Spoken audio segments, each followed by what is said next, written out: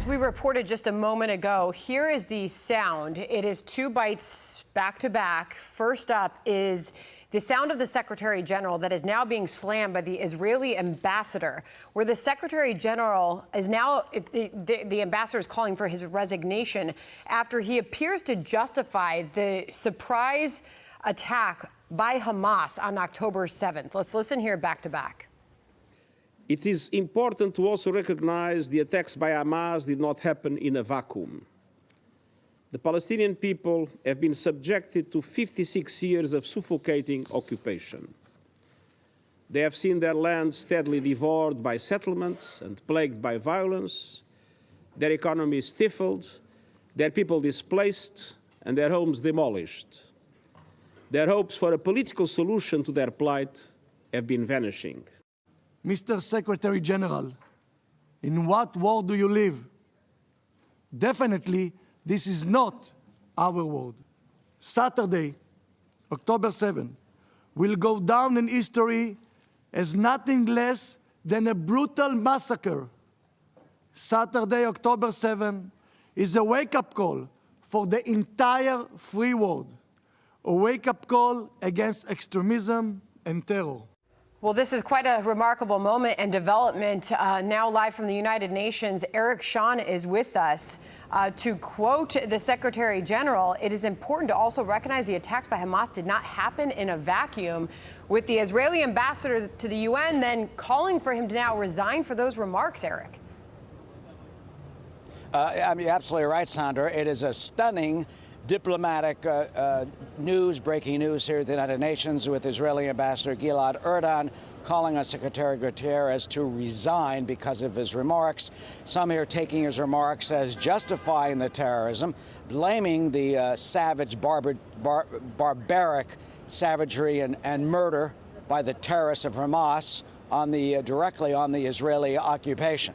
This is not the first time that the Secretary General has used those terms, that events in the Middle East have not happened in a vacuum. But in those remarks, he did basically refer directly to the 56 years of what he called Israeli occupation.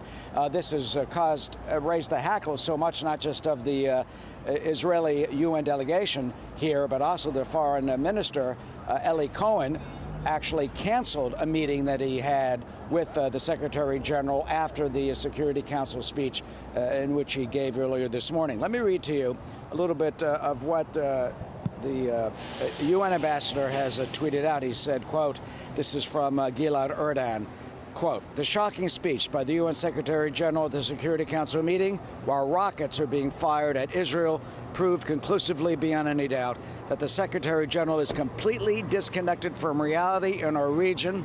Goes on to say that he shows understanding for the campaign of mass murder of children, women, and the elderly. He is not fit to lead the UN. I call on him to resign immediately. In other words, the Israeli ambassador saying that the Secretary General doesn't understand what mass murder and vicious, barbaric, savage terrorism is, attacking the innocent civilians of Israel based on the radical Islamic ideology and hatred of the mass murdering terrorists of Hamas.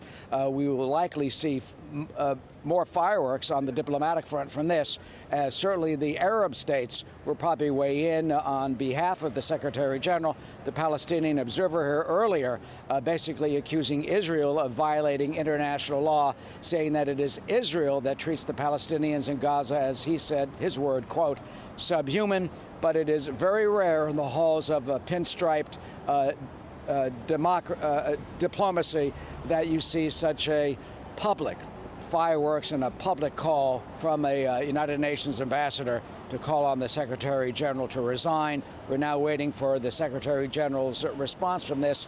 Stefan Dujarric, who is the spokesman for the Secretary General, likely, I would gather, Sandra, a statement would probably reject the Israeli ambassador's demand, but we may get more explanation on exactly what the Secretary General meant during his remarks at the Security Council this morning. Eric, two questions quickly here. Did the Secretary General condemn Hamas in any way, yes or no? He talked about terrorism and this sort of thing. But this is one of the issues that we've had here at the United Nations, in which the foreign minister took to task the nations that, yes, they do talk about the occupation, they do talk about the humanitarian situation, what's being now in Gaza, envisioned on the Palestinian people in Gaza, separating the civilians from the terrorists of Hamas. But the criticism here is that there is not the outrage, said Antony Blinken, our Secretary of State. He says, where's the outrage of those here at the United Nations condemning the terrorist act specifically of Hamas and naming Hamas? You too often do not get such blunt, direct language from the diplomats here, and the critics here and others say that is just a shame, that makes a mockery and a farce of what the United Nations, tenets of the United Nations, was founded on in the ashes of World War II. Okay. History tells that the UN Security Council loves to condemn Israel, and we'll see whether or not that condemnation comes today from inside the UN. Thank you, Eric, for that.